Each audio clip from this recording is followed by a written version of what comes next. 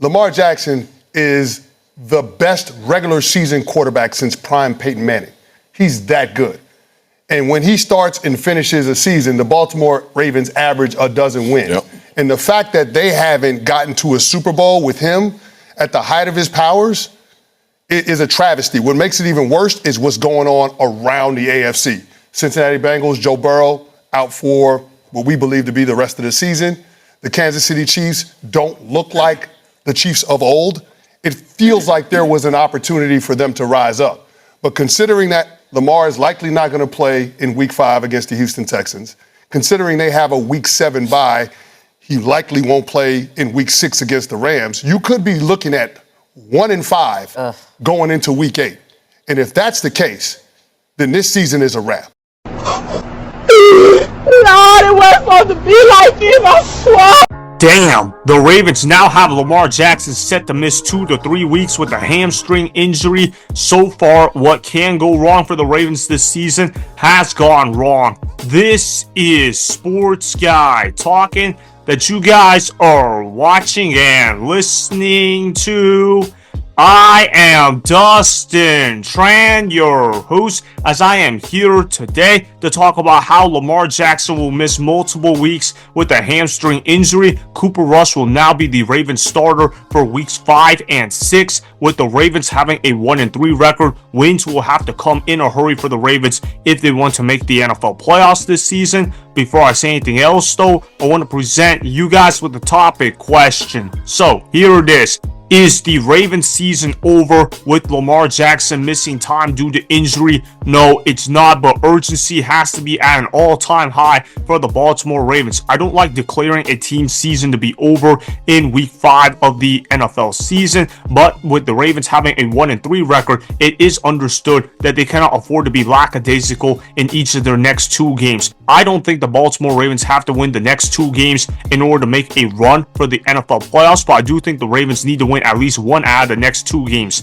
In Week 5, they play against the Texans, and in Week 6, they play against the Rams. So obviously, the Baltimore Ravens have got to figure out a way how to get a win somewhere in there. The Baltimore Ravens have also had one of the toughest schedules in all of football. Granted, yes, the Baltimore Ravens have played terrible defense, but I do expect their defense to get better once they get healthier and once the schedule softens up a bit, because after that bye week, the schedule gets very easy for the Baltimore Ravens. The Baltimore Ravens have to understand that we got to keep ourselves in this together. We got to keep ourselves united. We got to be able to rally around Cooper Rush. Obviously, we all know that Cooper Rush is not in the same tier of quarterbacking as Lamar Jackson when fully healthy. Lamar Jackson is a top 2 quarterback in the National Football League. With Cooper Rush, you have yourself a solid backup quarterback. Obviously, Cooper Rush is not a game changer, but with the talent the Ravens have on paper, you would have to say to yourself, Cooper Rush doesn't need to throw for 300 yards in order to keep this offense afloat. They got to get the football to Derrick Henry. They got to keep running it with him. They got to be able to get Justice Hill the football as well. They got to rely on the run game heavily. I'm not saying that it's going to be pretty, but it's got to be effective. The Baltimore Ravens have a good offensive line on paper.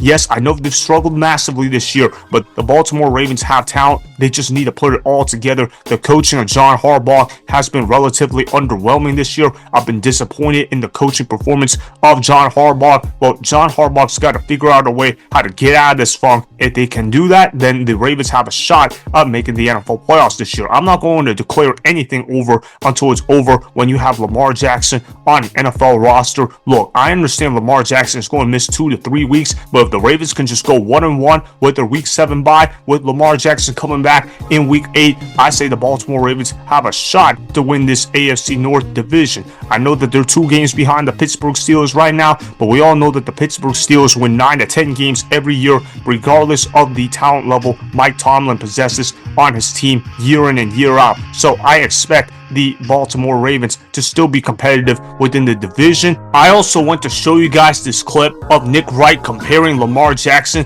to being the James Harden of the NFL. I thought it was an interesting analogy by Nick Wright. I don't completely agree with what Nick Wright had to say, but he did bring up solid points when talking about Lamar Jackson. Roll the film. Listen, the Chiefs are in Lamar's head, and he doesn't perform well in big spots. In the last 30 games, Colin, Lamar has 3 multi-turnover games. The AFC title game against the Chiefs, the divisional round playoff game against Buffalo, and Sunday against the Chiefs. He has the highest passer rating in NFL history and the third highest winning percentage in NFL history. Yet against Patrick, he has an 80 passer rating and is 1-6. Everybody acknowledges Aaron Judge, he comes up consistently short in the postseason. We did it with James Harden. I don't understand why it is so hard for people to acknowledge that is the case with Lamar. Interesting take, Nick Wright. It really is an interesting opinion Nick Wright spewed out. Although the comparison is definitely not a bad one at all, I definitely believe that Lamar Jackson's comparison is more like modern day version of Peyton Manning. And I'm not talking about their playing styles. I'm just talking about the results being put out there on the football field year in and year out. Back in the 2000s, who was the quarterback that always dominated the regular season games but always came up short in the postseason? Peyton Manning. And now who is doing that in the 2020s? It's Lamar Jackson. Lamar Jackson is one of the greatest regular season quarterbacks the league has ever seen. But obviously Lamar Jackson always comes up short in the playoffs. And it's not just Lamar Jackson, right? It's also the receivers coming up short. It's also the coaching. It's also the defense from time to time. Lamar Jackson has been let down by his teammates several times in the NFL playoffs and in big games. Obviously, what you guys saw this past Sunday against the Kansas City Chiefs was no different. Did Lamar Jackson have a terrible game against the Chiefs? Absolutely. But how about the fact how the coaching was also terrible for the Ravens? How about the fact that the defense didn't show up for the Ravens whatsoever? How do you go into the Chiefs game and Derrick Henry only has 8 carries the entire ball game? Derrick Henry is a generational talent, and I understand Derrick Henry is not the same player he once was in his prime, but he's still an effective running back. You cannot go into a football game and only give the ball to Derrick Henry 8 times. Derrick Henry is a running back where you need to feed him the ball 20 to 25 times a game. The Ravens need to get back to their formula, and they need to go back to playing what they did best, which is running the football and playing good defense. Less is more when it comes to Lamar Jackson, and because they use Lamar Jackson so much, that's how his body wore thin, and that's how he ended up getting hurt in the first place. Now they got to figure out how to win with Cooper Rush at the quarterback position. Now the good news is Cooper Rush is not completely incompetent at the quarterback position. I actually believe Cooper Rush can do a little bit of something in the passing game, and they got to be able to rely on Derrick Henry. They need to feed the ball to Derrick Henry on almost every down. Every 1st and 10 you see, feed the ball to Derrick Henry. I don't care if there's 8 guys in the box. You don't pass up getting the ball to a generational talent in Derrick Henry, and you got to be able to control the clock and win the game through time possession. Can I believe they beat the Texans? It's definitely possible, and although I don't think they can beat the Los Angeles Rams, I believe the Baltimore Ravens have what it takes to get the 2 wins by the bye week. And if the Ravens are 2-4 heading into week 8, I like their chances of making the NFL playoffs, particularly with the schedule on their back end of the season. I believe Lamar Jackson has what it takes to get the job done for the Baltimore Ravens once he recovers from this hamstring injury. It absolutely sucks to see Lamar Jackson miss time due to injury, but you know what? Let's not overreact to the Baltimore Ravens' slow start, because we all know that when the Ravens are fully healthy, this is a team that is capable of going on a Super Bowl run. You guys have to remember that it's a week-to-week league, so obviously a lot of things can happen in one week. The Baltimore Ravens got to stay locked in, and if they can find a way to beat the Houston Texans, then they're going to be right on track to make the NFL playoffs this year. So that is why the Ravens season is not over with Lamar Jackson missing time due to injury, as the Ravens have an easier schedule to deal with after the bye week. Remember, go ahead and subscribe to Sports Guy Talking, like the video, and please comment down below.